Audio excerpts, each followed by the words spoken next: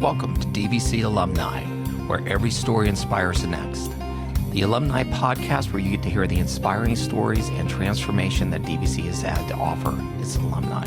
And now, on with the episode. And we are live. So why don't you go ahead and introduce yourself? My name is Cam Jones, and I've been living in the Bay Area 25 years, and I've been a healthcare professional for over 23. Wow. Okay. Yeah. Okay. Yeah. So where did you grow up? Rochester, New Hampshire. Wow. Okay. Yeah. Okay. Hardly anyone knows where New Hampshire is. It's a little bit of sliver, and I know it because it's early in the polling. So it's early in the, Exactly. yeah. Yes. Yeah. So, and I know it snows a lot there. Sure does. I do not miss that weather. Okay. So I grew up in New Hampshire and spent a few years upstate New York, spent a few years in Hawaii, and then moved to California. Oh, okay. So from East Coast to Hawaii. Wow, that's interesting. So where'd you go to high school at, and what was high school like for you? Okay, so Rochester, New Hampshire, went to Spalding High. Okay. No, I don't know where that is. Relatively, it's a New Hampshire conservative, Mhm. very, very conservative state, Mhm. and people and everything. Highly academic. Mhm. You've got Harvard, an hour away, Yale, Dartmouth, all within, 2 hours of where I grew up. Lots of Ivy. Lots of Ivy. Yeah. Lots of Ivy. And then with the weather, the cold weather, there's, I guess we just always, there was more of a push to be academic Okay. versus anything else, versus like athletics or whatever. So yeah. So good people. There are good people that come from New Hampshire. So all the people that I went to school with, everyone, they're just good people, Mhm. kind people, helpful, good community. So I actually had pretty much a perfect upbringing in Rochester, New Hampshire. Had a little, lived behind an ice cream parlor. Jeez. And I know it was perfect. And, you're friends with all the neighbor kids. And, we'd always ride our bikes, play tag, and it was wonderful. I had a great childhood, and high school. I've always been one of the smart ones, I guess. So That's okay. yeah.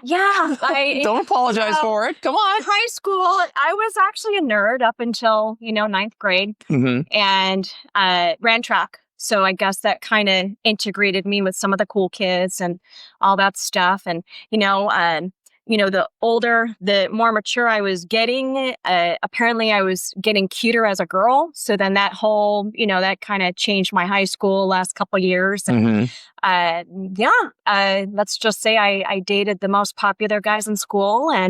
But that was a big distraction for my Mhm. schooling. Yes. Yeah. So that was a challenge. Yeah. Cute girls is for me was kind of an Achilles heel. So yeah, it's just, we'll just leave it at that. We'll just leave it at that. Yeah. So you went so you finished out in Rochester, and where did you? So I actually, funny enough, so I actually there was still ROTC programs in high school when I went to high school. So I did Air Force, Junior Air Force ROTC for 2 years, my freshman year and my sophomore year, with the intention of being a pilot. Oh. Yeah. And then I was told I was too short. So I'm only 5'1", and you have to be 5'4". And so my other love was healthcare. So I always was attracted, ever since I was 12, I loved medical field, medical field, healthcare. My favorite book that my grandmother gave me was the big coloring book of anatomy and physiology. That was my favorite book growing up. So I'm a nerd on the inside. I wanted to be a doctor. And then in my senior year of high school, when you're considering what you really want to pursue, as an occupation, I heard about nursing, and nursing. So the difference between being a doctor and being a nurse, nursing, you're very hands-on with the patients. Mm-hmm. And that was more appealing to me, than pursuing, being a doctor. And so I attended a nursing program at University of New England in Bedford, Maine. So it was a 2-year program. And I discovered that I'm much better at partying. So didn't finish the nursing. Okay. But was very popular. You were fun. I got invited to all the parties on campus. Yeah. So it was a 2-year program. I finished the first semester, and then I learned it was a lot of pressure. It was a lot. It was a small university. I literally had 3 nursing instructors sit me down to say, you have a lot of potential if you focus. Yeah. And I'm like, this is too much pressure and I'm done. And so I dropped out of that school.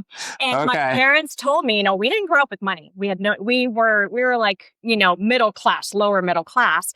So my parents told me, it's like, we can't send you to college. You're going to have to pay for your own college moving forward.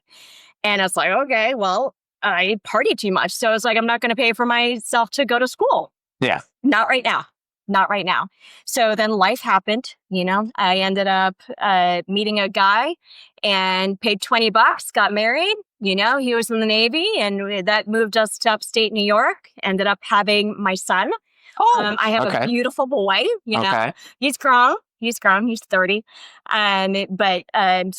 I did, just the married life, family, and I was nannying and, just jobs like that. Mm-hmm. So we ended up moving to Hawaii, and I continued my schooling. So I went part-time to Windward Community College.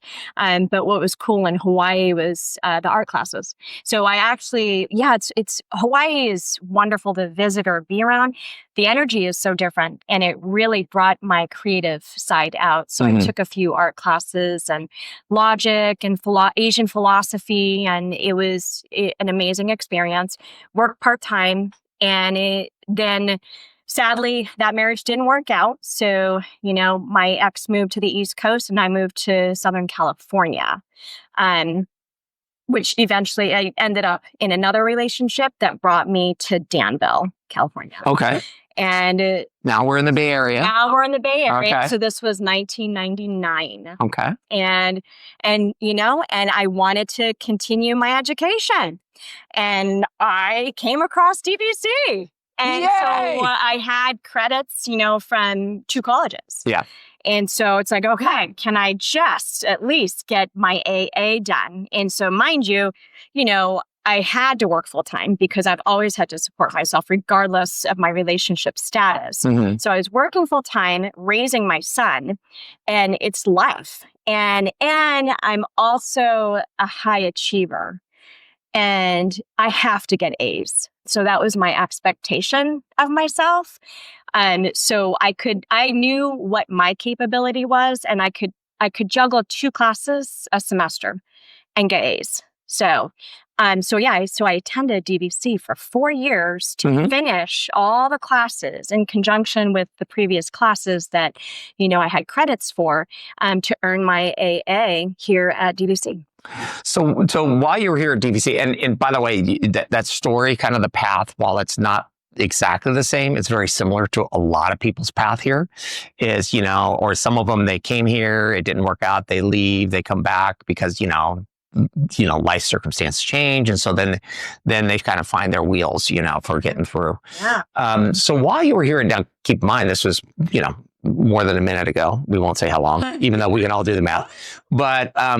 But you were here back, early 2000s. And what did you, and now the campus is so dramatically different, but what did you find, what was your favorite class or your favorite memory while you were here? Oh, my absolute favorite class was the critical thinking. Oh, okay. Talk. Loved it. Yeah. Just because that's just my brain, just like, whoa, just learning them. Yeah. And so questions would be posed. And I think it was an English class. It was a critical thinking English class, I believe. Mm-hmm. And so questions were posed, and then I'd have to respond to them, and you have to write it out appropriately in like effective, argumentative type fashion. Okay. And I just loved it. Mm-hmm. I just absolutely loved it. So, because, yeah, I mean, it challenged my brain. And I will tell you, out of all the classes I ever took in my life, that one actually has set me up for success in my career. Really? Okay. So what was your favorite question off of that? Do you remember what it was? Okay. Okay.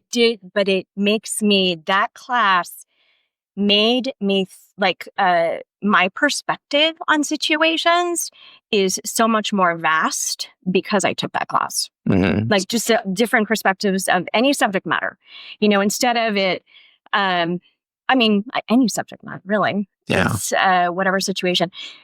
And it's a skill set that helps me with my current job.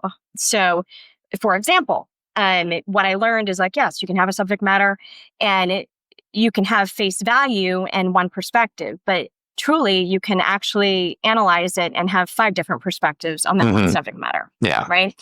So my current career, I've been in the skilled nursing industry for over 10 years.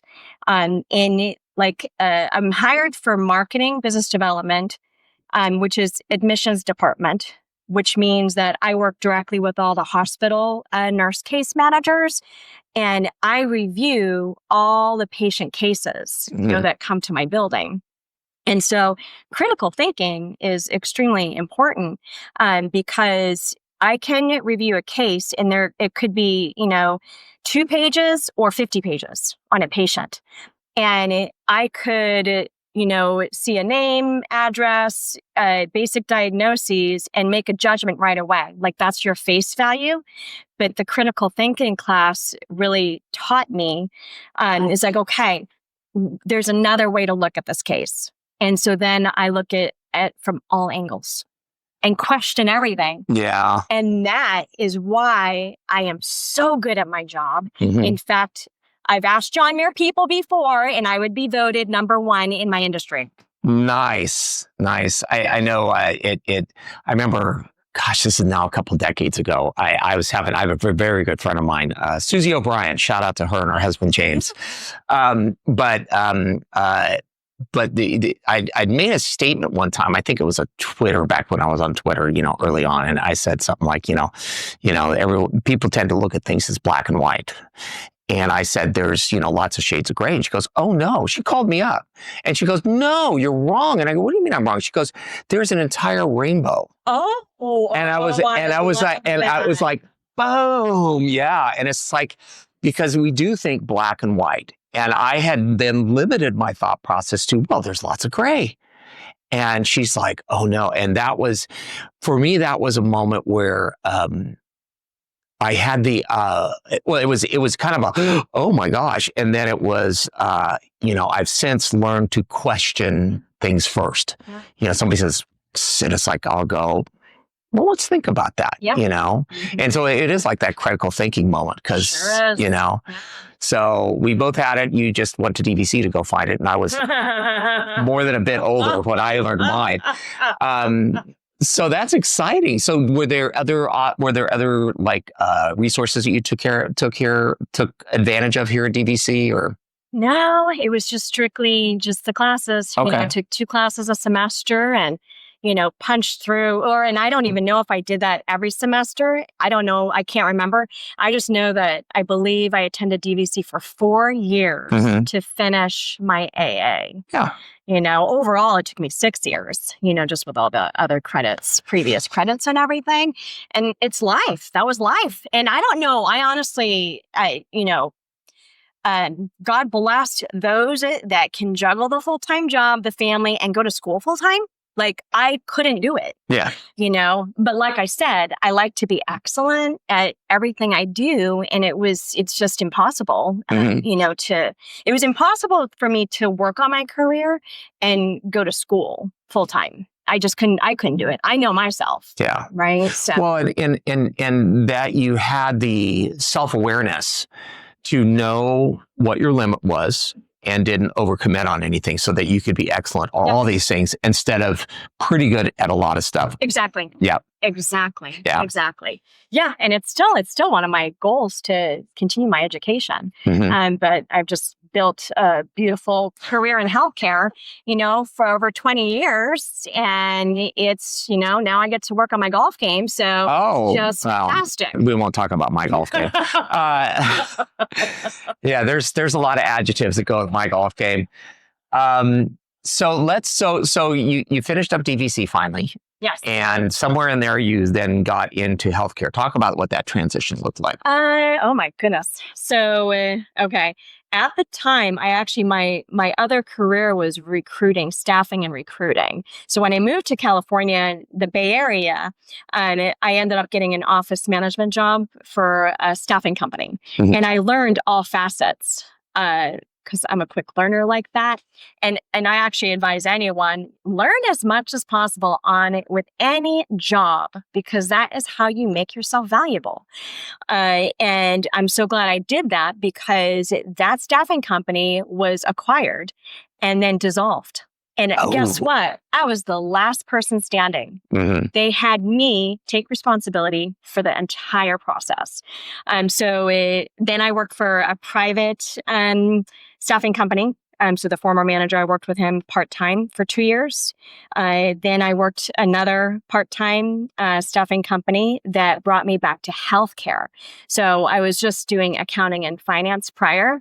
And that part-time staffing with healthcare had me reviewing nurses' resumes. And then I remembered, and then, I got to meet some candidates, and I just remember meeting this fabulous young nurse practitioner and working with Stanford Medical Center, trying to find a nurse practitioner for their clinic. And, staffing is matching. Yes. And this was so outside the box. But I fell in love with this nurse. And I'm like, oh my gosh, I think Stanford would really love her. And she hadn't finished her license, so she couldn't work on her own yet. But she finished the schooling. She just didn't have her license yet. And I'm like, there's got to be a way to make that happen. So I ended up arranging for the interview anyway. And they loved her and they brought her on. Yeah. So again, that's way outside the box, because one of the criteria that they were looking for was license. I'm like, but for the right person, And so that's when I learned, it's like, you have to look at situations, it's like, I'm very outside the box. I'm a very outside the box thinker. So with that experience, I just remembered how much I love healthcare. And so I ended up getting, was I recruited or did I apply? I think I was recruited to work for a non-medical home care company. So I got hired at Visiting Angels out of San Ramon. And so they hired me as their staffing coordinator. And then I worked my way up, through the years. I was their corporate recruiter. So we had 3 offices. So I did all the, I basically created, the whole training program for staffing coordinators or what have you. So that was amazing. So opportunities came my way. I'm like, oh, I love writing, so I basically created, the training program that I executed on. So I was also the trainer for the care coordinators, so they'd be working for, the caregivers or staffing the caregivers and everything like that. And I would train branch managers as well. So it was a corporate training position that I moved into. And then the opportunity came up where they were creating a branch manager position for their flagship office in San Ramon. And they chose me. Wow. Chose me to be the very first branch manager for their baby, which was, was a huge privilege. So that's when I started my career, my healthcare career. And that was 24/7, 7 days a week. Yeah. Because I learned, so, I naturally am a marketer and I'm naturally manage business development, right? It's just natural for me to do that. And I'm very competitive. And I learned you have to work hard. In the Bay Area, it is so competitive Mm-hmm. that the only way I could stay ahead of everyone is if I outwork everyone. And I was fine with it because I'm from New Hampshire. New England people have strong work ethic. Yes, they do. We have strong work ethic. That's all we know how to do. And it's it's like I was in that branch management position. I mean, setting business records, and then the economy plummeted in 2008. So we went through that. I lost 20% of my business that year. It was a tough year. That was a really, really tough year for me. And then I ended up, it was healthcare, so non-medical home care. That was also a year. When I did non-medical home care, so this was well over 10 years ago, caregivers were doing a lot more than they're allowed to do now. So we actually had clients in their homes with feeding tubes that a non-licensed caregiver was, Taken care of. Yeah. And that's a no now these days. And so I had transitioned my non-medical services from that. We had like 6 clients on feeding tubes that our non-medical home caregivers were managing. And I was overseeing, like direct oversight. I would go to the homes. If a caregiver called out, I was filling in. Like I did it. Yeah. And then 2008, because of the loss of business, I had to, I didn't have to, I did. I accepted very difficult home care cases, and it got so hard that I couldn't even manage them appropriately. So that allowed for us to create the first nurse care manager position. Oh. Mm-hmm. In Visiting Angels? Mm-hmm. Oh, okay. So that whole year and just the financial burden just on everyone. Everyone was suffering, that year. But it created that position. Well, the owners thought it would be a good idea and it was an appropriate time because I had a difficult time transitioning from when the nurse care manager came on board. She says, caregivers should not be doing that. And we went through that whole change. And let's just say it was not easy for me. It wasn't easy for me. So they ended up demoting me to back to staffing and HR, and then promoting the nurse into the branch management position so that she could, because I did 1,000 home evaluations in my career. Mm-hmm. And so she would be doing those from that point on. So that was discouraging. It was a very discouraging time for me, but also a time to reevaluate, okay, who am I? Where am I? And I was so hung up on hitting 10 years with that company. I was at year 8 at that time, I think. And they really wanted me to quit. I thought I just wouldn't. Yeah. And eventually, I was let go. It's where you can't demote a manager. You just can't. It's like I ended up getting transferred out to Stockton. I was in Tracy. They put me out. They gave me the opportunity to do grassroots marketing in Tracy, to open that market, which was it was a wonderful challenge. It was definitely not easy, so I ended up moving to Tracy because I learned that people in Tracy don't refer to businesses unless you live there. Yeah. It's a small town. So I ended up moving there, and I volunteered with every nonprofit just to connect with the local community. Mm-hmm. And that is how I got the business started in Tracy. But I couldn't generate enough business for them to keep me on the payroll. How about, I think that's a good way to say it. Yeah. So I think I had like 9 months of the marketing, and then basically we can't sustain. So then they put me out in Stockton, back in a staffing. Yeah. Well, okay.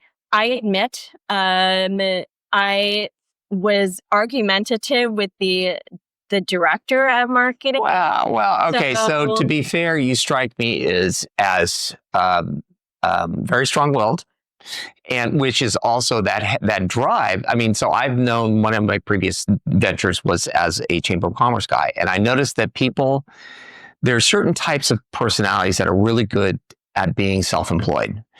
And you actually do have that. Well, no, and I mean that as an absolute compliment, because it's like, no, this is the way we're going to do it.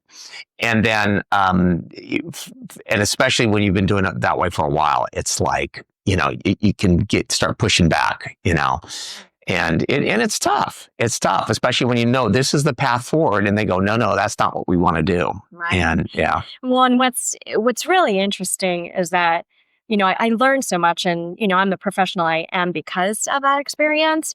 But so there were two male partners, that owned the company. And then one of the partners, it was his wife that was the director of marketing. And so I was groomed by the men, for 7 solid years, and they don't micromanage. And so that's how I evolved as a professional, and all my skills and everything. And then as soon as I went into marketing, in Tracy, I had to report to the wife, and every she's day. the micromanager. Yeah. And the first meeting, we argued. And so then, the guys had to get involved again. And that was the beginning of my demise. Well, yeah, you're gonna lose out to one of the owner's wives. It's always going to happen. So it's like that never works out. Yeah. Well, and what I appreciate about that is you're being very candid about it. But it's like also it's the let me tell you what I learned type of thing. And we'll get back to that, because I think that's going to be, I laugh now. I didn't laugh years ago. I know. And it's I laugh about it now. And in all fairness, I mean, life is full of bumps and bruises, Life is so not linear. I think I told you before we started, and I tell people all the time, this is now my at least 3rd career. And and shifts have never been voluntary, Sure. So because I'm stubborn and sometimes not very bright, but that's me. But so okay, so you went from so I did home care. Yeah. So you were doing home care. You were in Stockton, which is a lovely community. So we'll just say, lovely community. I have a sister-in-law that lives out there now, but she's retired and stuff, so it's very nice. But so how did you go transition to your next phase? Yeah. So after I departed from the non-medical home care, I ended up working for home health. So there was a company right in Tracy, and I'm like, well, I can do that, marketing or what have you. Terrible ownership, terrible management, and it wasn't the right job for me, because I'm terrible at just knocking on doors and giving people cookies. I'm terrible at it.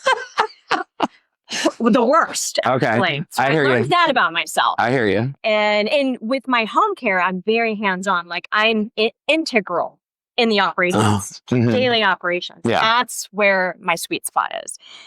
So these home health positions, like I didn't even last 2 months. And oh my goodness, I was told by the manager, he looked at me because I couldn't bring business in for them, and not much anyway. Not enough. How about that? Not enough. And within 2 months, he sits down with me and looks me in my eyes and says, "You're a terrible marketer." Because you can't knock on a door and give cookies away. Well, I didn't bring him business. No, I know. So, and I share this because, a person, can respond in 2 ways, right? You take it in and you feel bad and you sulk away with your tail between your legs or whatever and, muster through life like that. Or, do what I did. I'm like, you're an idiot. It's like, this is not for me. It's that job was not for me. And I'm going to keep moving on, right? I'm going to find my place. And so I ended up working for another home health company that had non-medical home care, another terrible manager. But I helped him transition. He dropped it was a franchise. Oh. So he dropped the franchise and started his own private business doing the same exact medical staffing. I helped him with that transition. So then that got me back to marketing and contra cost accounting. And then I ended up marketing to a skilled nursing facility in Walnut Creek. And the administrator remembered me from years ago when I did home care. And he he asked me to apply for their admissions job, their admissions role that they were seeking to fill. And so I was working full time, and he totally was trying to recruit me, is because I really wasn't looking. And an admissions position for a skilled nursing facility is not easy. It's not easy. And I had no experience, outside, being a healthcare professional, sure. But the administrator was like, no, please apply for it. It's like, and he gave me questions to study, and which I didn't. Yeah. And so I ended up going in for the interview, and literally 8 people in this interview, and the 2 owners on like the Zoom. And I'm just like, what is this? I've been to that interview, and it's just like, I didn't think I needed to talk to this many people. Seriously. And so, and I did the interview, and, some of the questions about insurance, obviously in skilled nursing facilities, you deal with health insurances, right? Mm-hmm. And so the administrator had given me basically a cheat sheet. Like, these are the questions we're going to ask, study, right? And I did it. It's like, I barely looked at it, right? Because I'm working full time, and I'm a mom, and I'm juggling a relationship. And, it's like, I don't have time, to study for this, for a job that I didn't even apply for. Mm-hmm. And it was hilarious because, I was fine being interviewed by 8 people, but I already knew I didn't answer some of those questions the right way. And so I left. And the administrator was upset with me. He ended up calling me after. He says, and the director of rehab didn't even like me. Like, he's like, she's not the one. She's not the right person for that job. And so the administrator ends up calling me. He's like, I'm really upset that you didn't prepare better for that interview. And I said to him, look, I'm busy. Either you like me or you don't.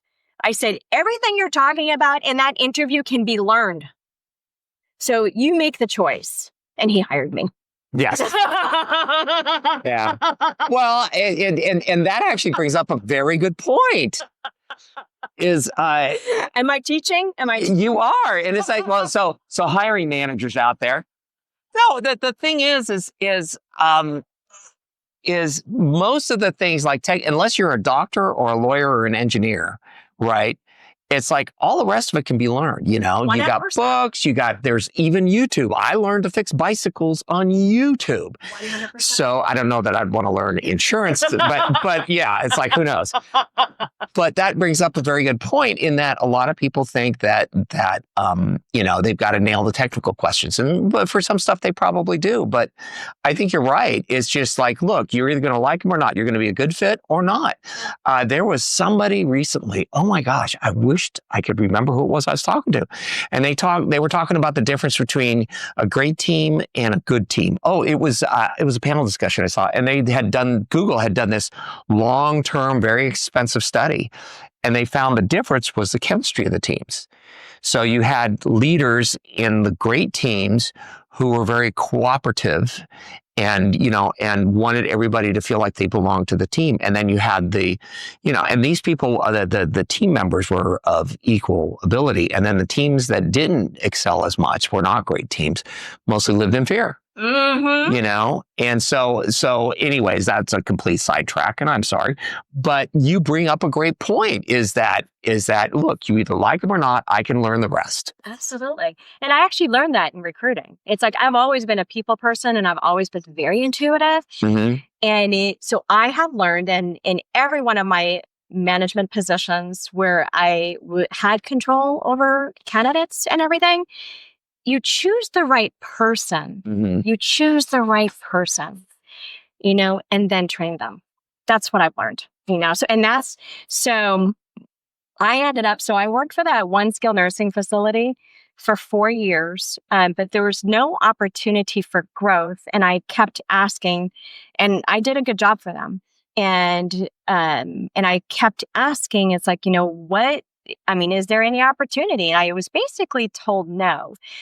And so I was sort of stuck because I had developed amazing company culture. Mm-hmm. I had changed the whole culture because healthcare tends to be departmentalized, you'll see it everywhere you go, right? Departments don't talk to each other. It's very, very common. That's the expectation, actually. That's common. Mhm. And so what I did there is that because I have this nursing background, like that touch of nursing, I love my nurses. And I connected with all the nurses. I connected with all the departments. I knew exactly how all of our operations were working. And I actually trained myself so I could almost do anything and everything. I mean, I couldn't do actual nursing stuff, but any clinical coordination, I became an expert. Mhm. And also, our company culture just blossomed because we were just all, we were all friends and we were all highly competent. And, when you're happy and you love your coworkers, you take great care of patients, you just do a better job. And we ended up earning a 5-star Medicare rating. Business had never been better. The company culture was the absolute best that it had ever been. So I was on just cloud 9. Like everything else was perfect, but the opportunity for growth and to make more money, And to be honest with you, like when I moved to California, coming from New Hampshire, coming from a small town, this is fun. So coming from the East Coast, a small town, I always felt that, California is a place to be. Like that's where dreams come true, Yeah. I think when we learned about the gold rush and everyone coming, I think On it sunk in. Hollywood and Yeah. oh yeah. Yeah. And so I always had that in my mind, like when I was in high school, 16, 17 years old, I told my dad, I'm going to move to California. He says, over my dead body. And I'm like, no, I'm getting out there one way or another. It's like, that's where dreams come true.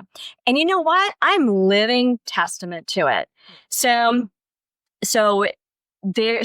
one of my dreams was making a 6-figure salary, right? And that usually lands on people's wish lists. Mhm. And I found myself in that job 4 years with no hope for promotion and therefore no hope for a salary increase to make my dreams come true. And I was stuck because I loved all my coworkers so much. Everything else was great. And so it was a really tough time for me. And I didn't even get a bonus. I'm telling you. And it was so hard for me financially. It was so hard for me that I actually had 2 vehicles at the time because I had a little Mercedes, convertible Mercedes for 10 years, and I had a Honda Civic. So I would commute with the Honda Civic and my weekend car would be the Mercedes, but I had to let the Mercedes go. It was so hard financially for me because the Bay Area is expensive. Yes. Right. And that it was hard. And I was basically in tears, I don't, I know I'm doing the right, I know I'm in the right job, like skill set wise, because I'm able to utilize all my skills in this type of position. And my coworkers are amazing. And my reputation was awesome. And you know what? At that point, I'm Christian. I gave it all to God.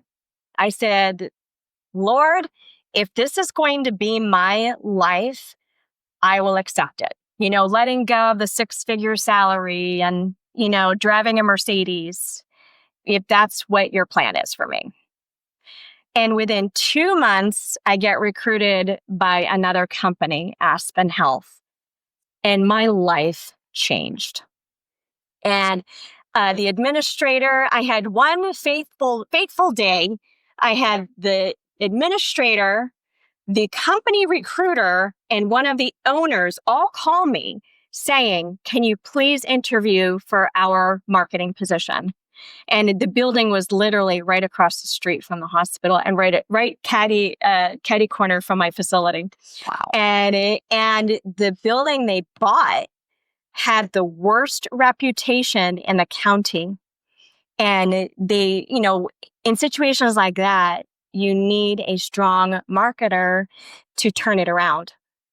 You can't do it otherwise. Mhm. So they recruited me hard. And I met with that administrator 3 times. He made me an offer, I accepted, and then the other administrator countered it.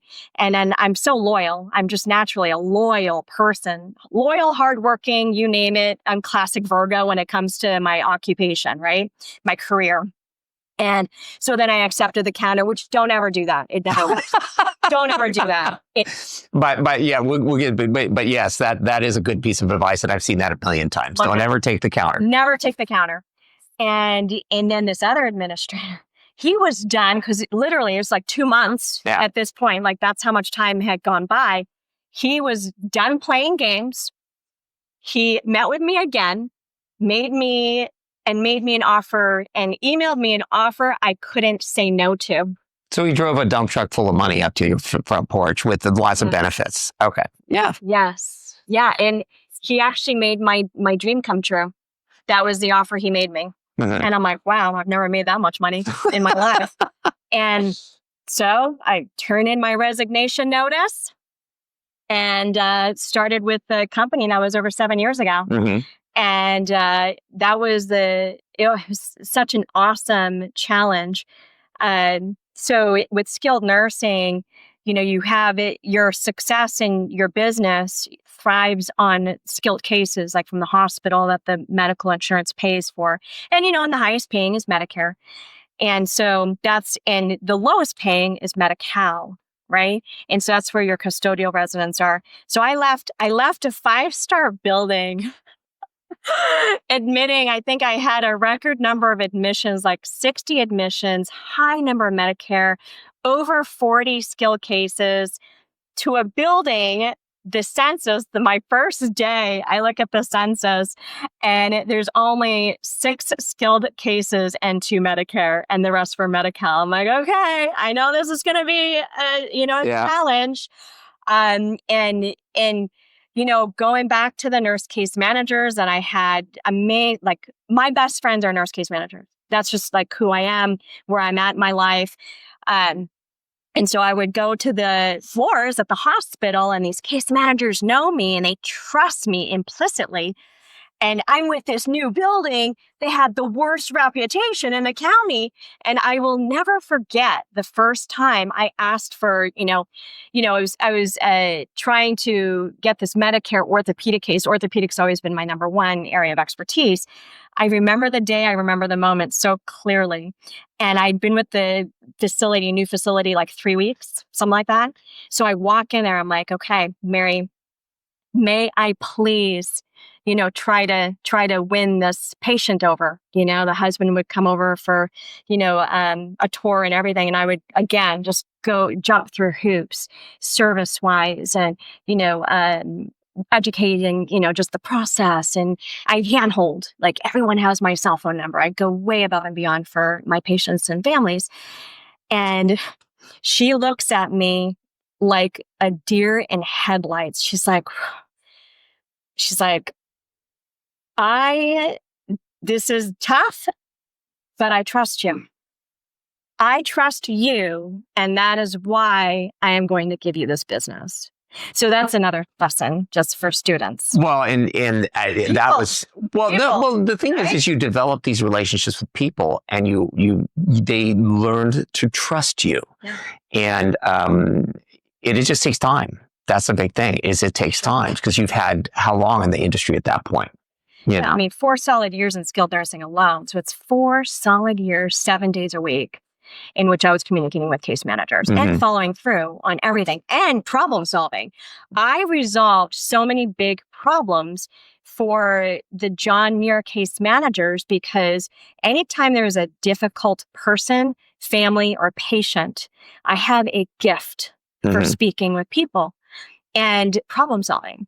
And having and kind of overseeing my team so we execute properly, appropriately. So I'm in a perfect job. That's what I do. This is my sweet spot is that. And so, my reputation, it's like, that's what drove my success, at this new facility. And so within 2 years, we took that 2-star facility to 5-star. And now it took a little bit longer. So this year, year 7, we finally hit over 40 skilled cases. Oh, wow. Yeah. So I'm rocking it. Yeah. Yeah. Yeah. My company loves me.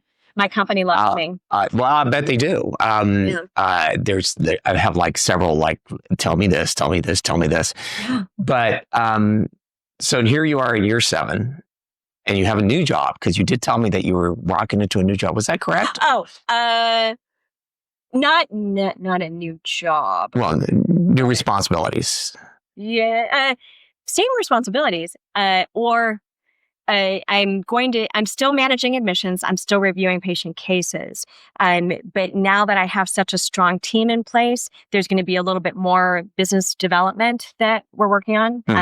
So we now have a license for an outpatient rehab program. Oh. So then, I forgot to mention. So even in this dream job with this dream company, 2 years ago, so I was number 1 facility 2 years ago. And then a brand new facility opened 1 mile away with 48 private rooms. And that changed my whole, my business. I lost 20% of my business once their doors opened. And so it's like, man, challenges never go away. They never go away. And my building is an older building. Even with renovations, there's nothing I can do to change that, right? And so I told myself, I'm like, we're just going to keep doing a good job. And I'm still going to work closely with families. I'm going to give my 100% every day with every person. And that's what we can do. We just keep giving our very best every day. But it took a solid year and a half for us to recoup, our business. So that was really hard for me. It's when I felt like I had just the rug just yanked from under me, when I'm a driver. You know that. So I'm a driver, and it's like when you have a driver that's just like going full speed, and then something like that happens, it hits you hard. And so again, another point in my career, in my life, where it's like, who am I? Where am I? And how do I get through this? So, yeah. And we just applied that philosophy, and, it's like, no, we're just we keep giving 100% every single day. And I love what I do. I love what I do. And people know that. Like, people can tell that. And I'm usually I don't even know if I ever have bad days. I really don't, because I just love life. And yeah, and just here now, and we're breaking business records. So despite the competition. Maybe because of it. The reason I say that is there was, I have a friend of mine who had a coffee shop in Lafayette. Yeah. And this is on La Fenista Square. And she's since retired from that, but she had it, and they dropped a Starbucks across the parking lot on her. And her business did better because the reason is everybody went to the Starbucks, blah, blah.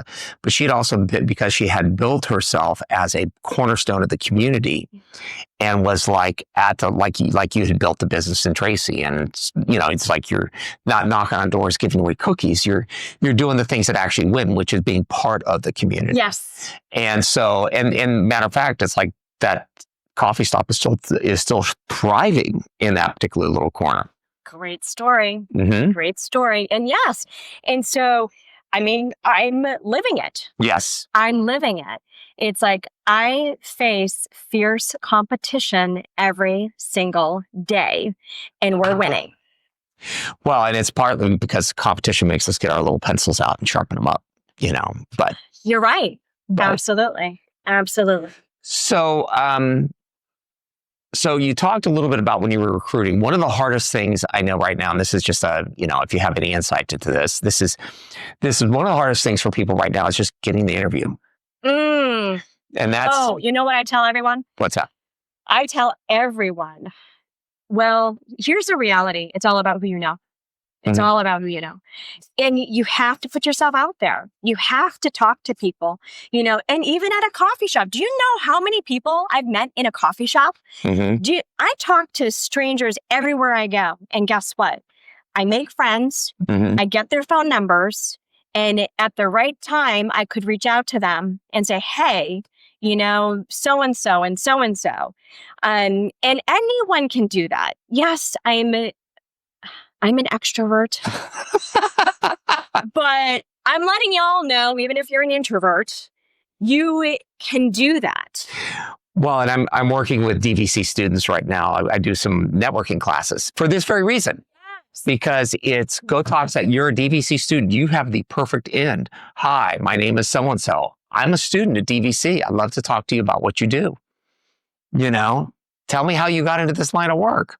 Yes. And so when you know the right people, then they could know the right people. And you say, this person would be good. Please open the door and get them in for an interview. And so that's how I've always approached it. And I've also helped other people. So it's learning, like, wherever, if anyone's looking for a job, just make sure that's something that you really love doing, right? So that it's in line with what you're passionate about. And it doesn't matter what it is, as long as, you think you're going to enjoy that, or you're going to be able to utilize your skill set. Those are probably the two most important aspects when anyone's looking for a job, because once you're in a job, or even how you interview, that's what's going to come through, right? And it's studying the types of businesses you would like to work for. And the number one thing employers want to hear is, how are you going to make me more money? Yeah.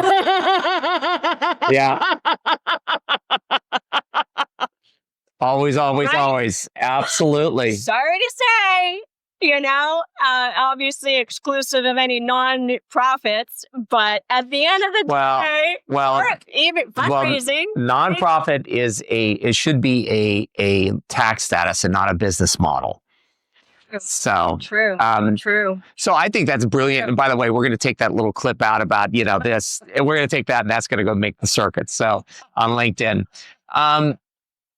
There was a couple other things. See, I need to get a piece of paper and start writing them down. You've got so many little gems. I know. So one of the things that really comes across is you really are very familiar with who you are and what your strengths are. Oh yeah. And how do you first of all get acquainted with that, and then how do you let's start with that, and then it's like, how do you hang on to that? Because you've talked about that a couple of times where you had to like go back and go, who am I? What are my strengths? So talk a little bit about that. I mean, it's a great question. Well, I think in every job that we hold, like what you were mentioning, you know what you're good at and what you're not good at. And, with every job, and you know what? And I tell people too, volunteer. Get your foot in the door, see what it's like, and I'll just segue a tiny bit. So I had a friend whose daughter wanted to, she was trying to make a decision. She was in high school and wanted to know if she wanted to be a doctor. And so I actually came up with the idea. It's like, well, why? I know a private primary care physician who's fabulous, and obviously a female doctor. And, we female leaders always want to support young women. That's my opinion. I'm all about that.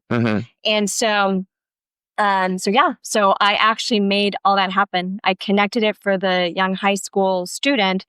And my friend Charlene happily had her shadow for a few days just so she could have a taste of what it was like to be a primary care physician. Wow. Yeah. And so you can do that. Why not ask? Ask the question. If you're interested in pursuing a certain industry, ask a manager, hey, can I volunteer for a couple of hours? Can I shadow? And, find out what skill sets needed. And, you may find out, oh, I really love this. Or it's like, no, I actually really don't like that, And so back to discovering what I was good at. I think it's just learning with every single job. I am really good at keeping things organized. Mhm. I do love people. I think when I was doing staffing, understanding what an employer was looking for, and then really getting to know a candidate outside of what was on the paper. I'm very detail oriented, Mhm. very detail oriented. Yeah, I'm not. And what's fascinating is that I'm still doing the matching. Is like, so I review the patient cases and determine, are we a good fit for them, Mhm. or vice versa, right? Like, so I still do it. And so yeah, just with staffing, home care, I learned, when I was with the home care company, I love teaching. I mean, I love teaching. I love supporting individuals, whether in general. I mean, side note, my personal life, I did youth ministry with a church for 9 years. Mhm. So working with middle schoolers for 4 years, following those kids through high school. And so, I love that. I Mhm. love that, just that mentorship. But yeah, just back to individual holding every single job. You know what? It is asking yourself. Yeah. We'll take that part out. Sure. Uh, It is asking yourself, do I like doing this task mhm. or not? So, and I love that. I mean, and so one of the things too that I've noticed, it's kind of hard to miss, is you're very confident, and I could see where, I'm loving that, it's like, especially you have like this like a process that you go through, like, okay, something got you down, like you got involuntarily kicked to the curb, for the, whatever it was that happened. And Yeah. and so you have like kind of like that almost crisis of, and yet you came back to, okay, who am I? What am I good at? What do I love to do? And it's like, but the thing is it feels like to me, like this is something you do on a regular basis, I do. Yeah. So is it like part of a weekly or monthly, or just kind of like part of who you are? It's one of those that still feel like I have so much potential, right? To do great things, Mhm. right? And so much so last year, I was feeling a little stagnant in my life last year, because it's like, I know I'm meant to be doing bigger things. I've just always had that light in me. But I was very much feeling in the trenches with my job, because it's skilled nursing is not easy. Yeah. So constantly on every day to make sure fires are put out, my nurses are okay, problems are getting resolved, and just so in the trenches. And it was so hard for me to lift myself out of that, to figure out, how do I get to that next level of life, right? And amazingly enough, on LinkedIn, I get like this dream coach company. This dream coach, has some marketer woman who reached out to me saying, "Hey, here's a free consult." I'm like, I don't know what this is. It's like, and I never thought about, working with a coach, right? And, but when I read Nathan, it's a dream leader, and I checked out his entire LinkedIn profile, and I read every single word, and who he is, what his background is. And actually what caught me was that he was also a pastor. He has an amazing career Mhm. in leadership, Mhm. former military, everything like that, but he's also a pastor. And just with that, I'm like, okay, I can trust him. So trust is huge. Yes. Trust is huge. in life, right? Mm-hmm. Yeah, and I've been working with him for over a year. So we actually I have 1 hour meetings with him twice a month. And he's a dream leader. He's a dream leader. And it's crazy because within 1 year, I got myself out of the trenches, coincidentally or not, right? And I also I had a 6-year relationship end because that relationship was no longer aligned with what I wanted out of life. And so certain choices need to be made. And like I said, anyone can do this, but I swear I'm the only one in my life that does this. Well, anyone can do it. well, I think the thing is, the real takeaway from that one, you just somehow blundered into this amazing coach, right? You know, and how about that part. But see, here's the thing is you're always putting yourself out there. Yes. So it's and again, it's like I bump into just well, that's how I found you. Yes. And I'm having a great time, and I think we're well, but and to the point though is that you said I feel stuck. And you went to go work with somebody on it. Because a lot of times what happens, we go, I'm the only one, I'm stuck, I suck, you know, whatever. And instead of like, okay, I need to figure out someone to do it. I need to work with somebody that's going to help me pull me through this. What's crazy, I'll say crazy. I honestly feel people can manifest their dreams. You can either manifest good, negative, or positive. Right? I'm a very positive person. And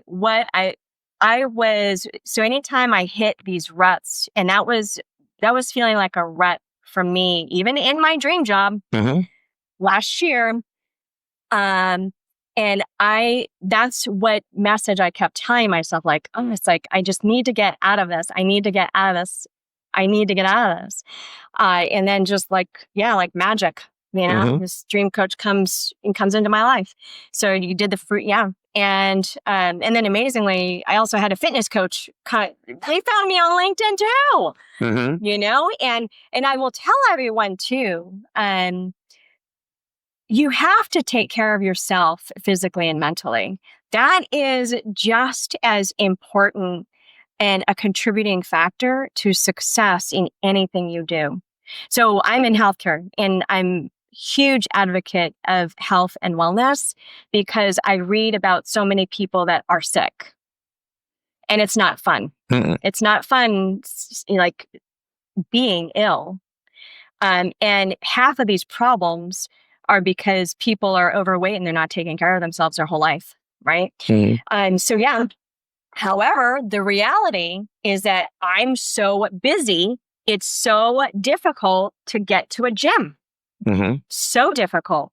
And so I was putting that out like, oh my gosh, it's like, I need to be more physically fit. How do I do this? And like magic again, the fitness company finds me on LinkedIn and says, hey, check our program out, which is 100% virtual coaching, fitness coach. Yeah. And so I signed up last September. You go through your 200 questions, you get assigned a coach that creates a custom fitness program for you. Nice. And so, yeah. And what I learned is what works for me are these 20-minute living room exercise sessions. You know, I have my weights and all that, and I'm able to do that easily 4 mornings a week, 20 minutes. So that's, again, like an outside the box perspective, because anytime someone says, oh, you need to work out, everyone assumes you have to belong to a nice gym or you have to belong to a gym. And that's the only way to do it. And I'm like, no, it's not. And so now I tell everyone, it's like, you know what? Work out 10 minutes in your living room with weights. It's like, do something and get that ball rolling, right? And that's, I think, so huge, critical, actually. So I'm actually in the best shape I've ever been in 20 years. Okay. Yeah. But I tell everyone now that self-care is extremely important. And I think you were mentioning, what that's probably one of the lessons I've learned. We're getting to that. Yes. But no, that's a very good point. Self-care. Yeah. So even as a candidate, like interviewing, people are going to know, like, people have energy. You have energy. It's like how you are around someone, and people are going to feel the energy when you're filling out an application, especially when you're interviewing. And you're going to set yourself up for success the healthier you feel mentally and physically. So look at that, right? Well, that's one of the reasons that I ride my bike to and from this, it's only 2 miles. And it's like, I saw somebody, it's like, it's 15 minutes each way. And for me, riding, that's not very far. Now, a lot of people are like, oh, I could never do that. And I was like, you'd be surprised. Yeah. It's pretty flat, and it's kind of nice. And unless it's raining, it's actually, you wear the right gloves, and it's like really not too bad. Exactly. And actually that contributes to my confidence. Just letting go. Oh, okay. I'm sharing, like, that's one of the secrets to success. Yes. Be feel good. Yes. Well, and that is, I know you'll find this surprising, but that definitely does come across is your confidence. Can I interject though? No, absolutely. Did you know that my confidence actually has, I think it actually has not gotten me jobs. Oh, it's negative. Like sometimes it's a negative. Yeah. And I'll be honest with you, a lot of female managers don't like me. Isn't that crazy? I could see where it could be a personality conflict, because you do have a very strong personality. Now, I'm the one that when I've been interviewed people, I say, where do you see yourself in 5 years? There was one woman who said, I see myself in your job. And then she tried to backpedal it. I was like, oh no, we're hiring her. It's like, no, and we did hire her, and she was amazing, and then it was a mortgage company and ended up going belly up when the mortgage, industry kind of collapsed. But again, it's like she had that confidence, and she was very, but then again, I think, especially having that confidence, you'll find the right fit. Yeah. And you'll find people that are strong enough to have that in your world. Oh God. Because it takes a lot of guts. Yeah. Hey, Charlie, I'm not everyone's cup of tea. And that's okay. That's okay. Well, you're my cup of tea. That's what I learned. Yeah. That has been one of my life lessons. Yeah. You know what? We're not going to be everyone's cup of tea. Yeah. And you need to find your home where you're comfortable, where you thrive. And that exists. Yes. So, wow, we've been going for a while. I can go 2 more hours. I know. Well, we're going to have you come back. So, let's wrap this up, because otherwise this will go on for a million years. I'm having a great time. This is exciting. Well, I love talking about this. Well, and one of the things that I'm going to ask you to do, and then I'm going to talk to the business school, because I think we need to have the business professors have you come in and talk about this, because love it. Because these are very important lessons of, like, it's like people learn the stuff in the book. This is how you launch business. This is how you I'm going in there and I'm teaching them, this is how you go to a networking event, because nobody teaches that stuff. And it's, there really isn't a book for it. And there's other stuff. And I want to get people that are going to work with these students. And there's, I didn't learn until I was in my 40s how to do that. And it was, so if you had it to do again, what would you want to know? Ooh. What thing, if you knew then what you know now, would you want to pass on?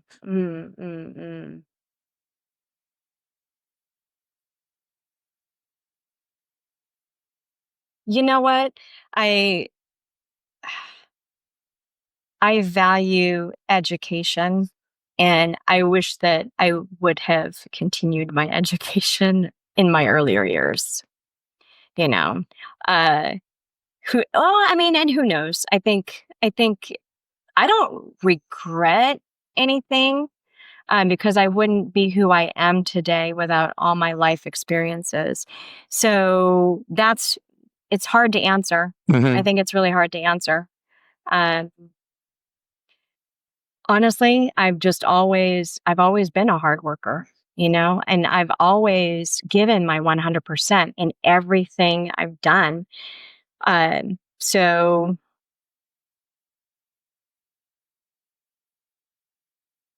it's a tough question. It is a tough question. And I tend to look at it more that, the path I took is what made me who I am. And, were it not for, everything that I had happen in my life, I wouldn't be sitting here having a chat with you. Exactly. But I think, I think I was very much a people pleaser in my younger years. And that is something, just where I'm at in my life. That is one thing is that you don't need to please everyone. You don't need to please everyone. How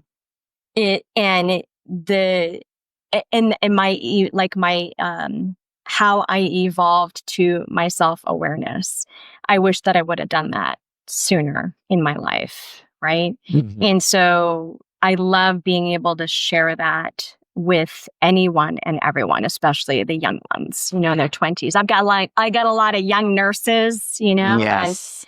and I just try to encourage and, ask the questions, like, think like this and everything.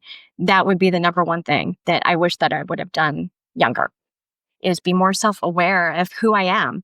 And you know what? And loving who I am. Everyone's going to run into challenges and people that don't like them or jobs that aren't the right fit. And you don't need to stay in those jobs and you don't need to keep working for those people, So, but you have to know yourself and you have to love yourself and, know what you're good at. Cool. Well, I think we'll end it there and we will do this again because this has been a very enlightening. Yeah. Well, thank you very much. I appreciate your time. This has been fabulous. And great. We'll end it there. Thanks. Yes, thank you.